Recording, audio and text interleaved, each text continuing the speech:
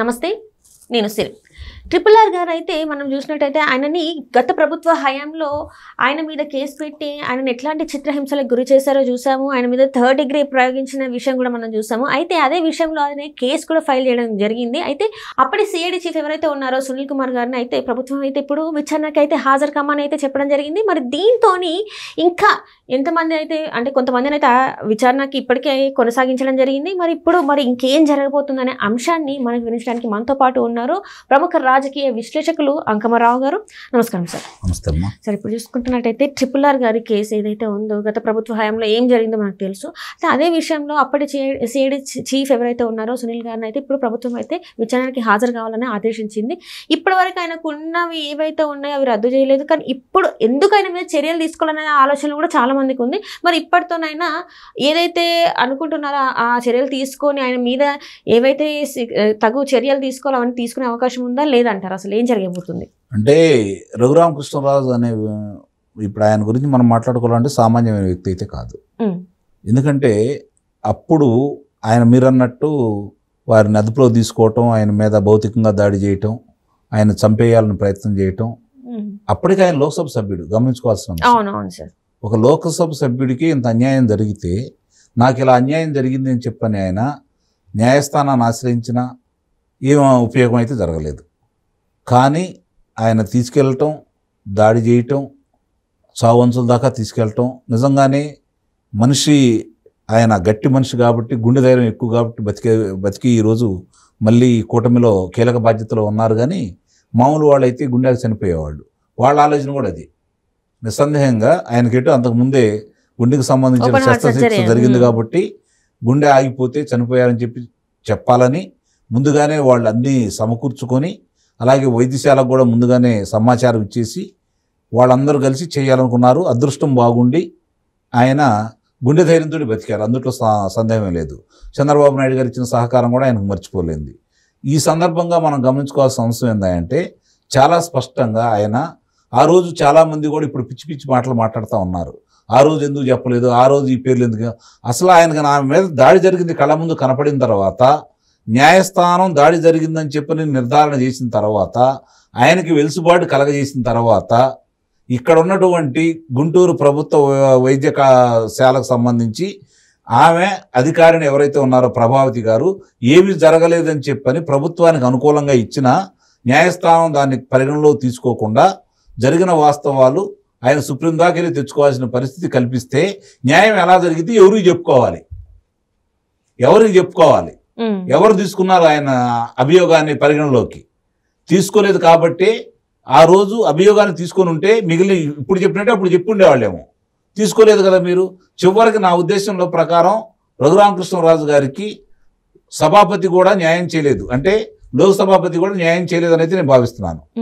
ఆయనకి హక్కులు భంగం కలిగించడమే కాకుండా లోక్సభ సభ్యుడిని ఆ విధంగా, నాకు తెలిసినంతవరకు భారతదేశంలో ప్రథముడు ఆయనేనేమో, లోక్సభ సభ్యుని అలా చిత్రహింసలకు గురి చేసిన తర్వాత, నడవలేని స్థితిలో అంత స్పష్టంగా ఛాయాచిత్రాలు ఉన్న తర్వాత కూడా వాళ్ళు దాని గురించి పరిగణలో తీసుకొని ఎందుకు ఇలా జరిగింది విచారణ కోసం కనీసం ఒక్కళ్ళు కూడా పిలిపించలేదు. చూడండి, ఇది మాత్రం ఇప్పటికీ అర్థం కాని విషయం. అంటే రఘురామకృష్ణరాజు గారికి ఉన్న హక్కుల్ని హరించి వేశారు వాళ్ళు. ఒక లోక్సభ సభ్యుడిని హక్కుల్ని హరించి వేశారు. దానికి కూడా న్యాయం జరగలేదు ఆ రోజు. మరి ఇప్పుడు ఎవరు చెప్పుకోవాలి? అప్పుడు ఎవరు చెప్పుకోవాలి చెప్పండి? ఏం చెప్తే జరిగేది?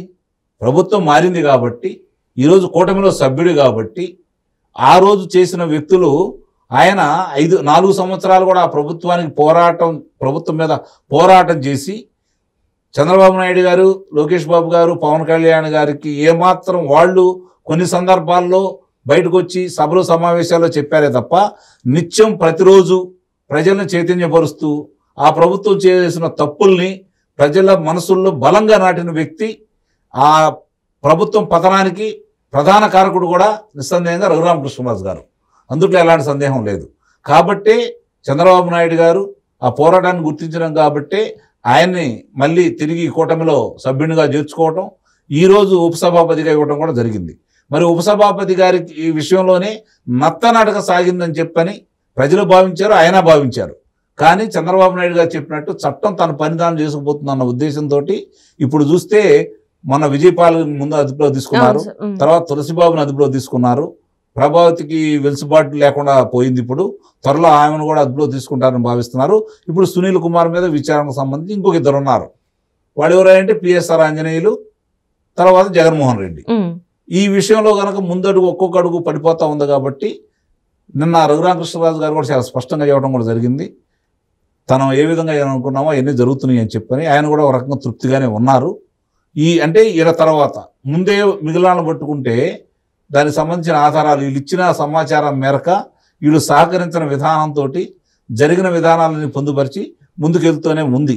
కొంచెం నత్తనడుగా నడిచిందనే అభిప్రాయం అందరిలో ఉన్నా కూడా జరుగుతున్న విషయాలు చూసుకుంటే మాత్రం ఆ కేసు ముందుకెళ్తున్నట్టే మనం అయితే భావించాలి. ఈ విషయంలో ఇప్పుడు సునీల్ కుమార్ని విచారణకు పిలిచిన తర్వాత అతను ఏం చెప్తాడు, ఆ తర్వాత తదుపరి ప్రభావతి, ఆ తర్వాత పిఎస్ఆర్ ఆంజనేయులు, తర్వాత జగన్మోహన్ రెడ్డి గారు ఎవరిని వదిలిపెడతారని నేను అనుకోను. కానీ ఆల్రెడీ జగన్మోహన్ రెడ్డి గారి మీద అనేక కేసులు ఉన్నాయి. ఇప్పుడు 11-12 సంవత్సరాల నుంచి ఆయన బెయిల్ మీద ఉన్నారు. అవన్నీ కాకుండా మరి ఈ కేసు ముందుకెళ్ళే అవకాశం ఉందంటారా సార్?